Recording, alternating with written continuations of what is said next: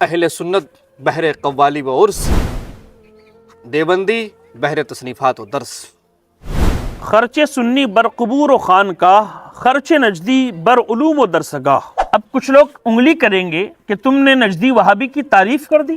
تعریف نہیں ہے بلکہ یہ اہل سنت کو آئینہ دکھایا گیا ہے۔ علماء اہل سنت و جماعت السلام علیکم۔ ان جاہلوں کو میں یہ کہتا ہوں تمہارا وقار نہیں ہے، تم اہل سنت والجماعت کو آئینہ تم دکھاؤ گے، تمہارا وقار بھی نہیں ہے۔ تم دونوں نے جو یہ کہا ہے مفتیان کرام سے پوچھو تمہارے اوپر کیا حکم لگتا ہے۔ توبہ کرو، توبہ کرو، ٹھیک ہے؟ چند ویوز پانے کے لیے تم اس طرح حرکت کر رہے ہو۔ کسی مائیکا لال کا ہمت نہیں ہے جو سنی بریلوی ٹی ٹی ایس کے ساتھ مناظرہ کر کے نکل جائے۔ جاہلو، اتنا بھی پتہ نہیں ہے مناظرہ کسے کہتے ہیں، مناظرہ کسے کہتے ہیں تمہیں یہ پتہ نہیں ہے۔ تم عالم نہیں ہو، عالم کے نام پر تم دھپا ہو۔ تم اہل سنت والجماعت کے ماننے والے ہے، لیکن تمہارا اندر وہ عشق محبت نہیں ہے، تمہارا اندر وہ جذبہ نہیں ہے، تمہارا اندر وہ جذبہ ہے نہیں ہے تمہارے اندر۔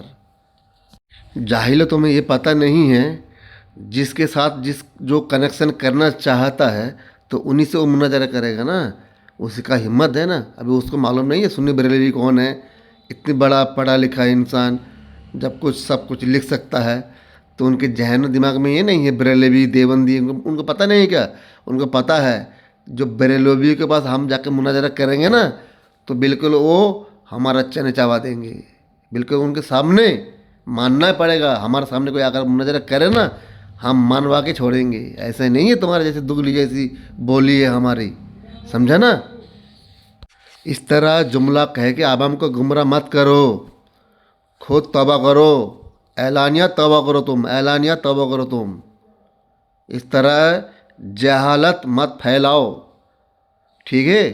اگر میری وائس آپ تک پہنچی ہے نا تو آپ توبہ کرو، اعلانیہ توبہ کرو اور بریلی شریف پہ جا کے رجوع کرو، ٹھیک ہے؟ ارے جاہلو، اتنا پتہ نہیں ہے ہر در میں قائد رہے گا ہمارا، ہر در میں اللہ کا ولی رہے گا، تم اس تک نہیں پہنچ سکا۔ اللہ کا ولی، اللہ کا دوست کیا ہوتا ہے تم کو معلوم ہے؟ ہاں، یہ آپ کو پتہ نہیں ہے۔ آپ کو اگر یہ معلوم ہوتا نا تو اس طرح جملہ نہیں کہتے، ٹھیک ہے؟ تم تو خود سنی ہے نا، خود کو سنی تم کہتے ہو، تم پھر جا کے کیوں نہیں مناظرہ کیا؟ تم جا کے کیوں نہیں مناظرہ کیا دوبارہ؟ پھر کرو مناظرہ ان سے، بلاؤ آپ ان سے، تم کرو مناظرہ۔ تم نے کیوں نہیں مناظرہ کیا بتاؤ؟ پھر تم بھی دگلے ہو کیا؟ آئینہ تم دکھاؤ گے، آئینہ ہمیں، ہم تمہیں آئینہ دکھاتے ہیں، ٹھیک ہے؟ ہمارا مرکز آئینہ دکھاتے ہیں عوام کو، سچ کیا جھوٹ کیا۔ کبھی کھڑا رہے نا آئینے کے سامنے، معلوم چل جائے گا سچ کیا جھوٹ کیا۔ السلام علیکم ورحمۃ اللہ تعالی وبرکاتہ۔ امید ہے کہ آپ حضرات خیر و عافیت سے ہوں گے،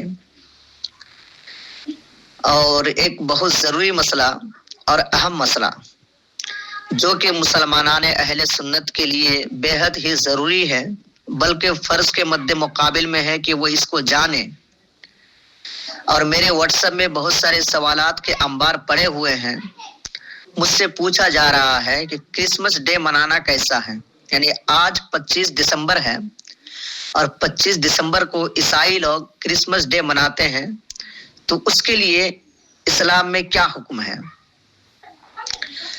وہ تھوڑا سا بتا دیں۔ تو میں سمپل سا سادہ سا لب و لہجے میں جواب دینے کی کوشش کرتا ہوں، سماعت کریں۔ سب سے پہلی بات تو یہ ہے کہ کرسمس ڈے یہ ایک عیسائی کا تہوار ہے، مذہب عیسائیہ کا تہوار ہے۔ یعنی عیسائی لوگ یہ اپنا عقیدہ بنا رکھا ہے کہ 25 دسمبر کو اللہ تبارک و تعالیٰ نے بیٹا پیدا کیا، استغفر اللہ۔ اور اسلام کے نزدیک بیٹا پیدا کرنا خدا کے لیے یہ ممکن نہیں ہے، بلکہ ایک کفری عقیدہ ہے، جیسے کہ قرآن مقدس کا اعلان ہے، بسم اللہ الرحمن الرحیم، قل هو اللہ احد اللہ الصمد لم یلد ولم یولد ولم یکن لہ کفوا احد، کہ اے نبی فرما دو کہ اللہ ایک ہے، نہ اس کا کوئی بیٹا ہے، نہ وہ کسی کا باپ ہے، نہ اس کی کوئی بیوی ہے، اور نہ وہ کسی کا شوہر ہے، بلکہ وہ اکیلا ہے۔ تو اسلام کے مطابق یہ عقیدہ رکھنا کہ اللہ کا بیٹا پیدا ہوا یہ کفر ہے، یعنی اسلام سے فوراً خارج کر دے گا یہ عقیدہ۔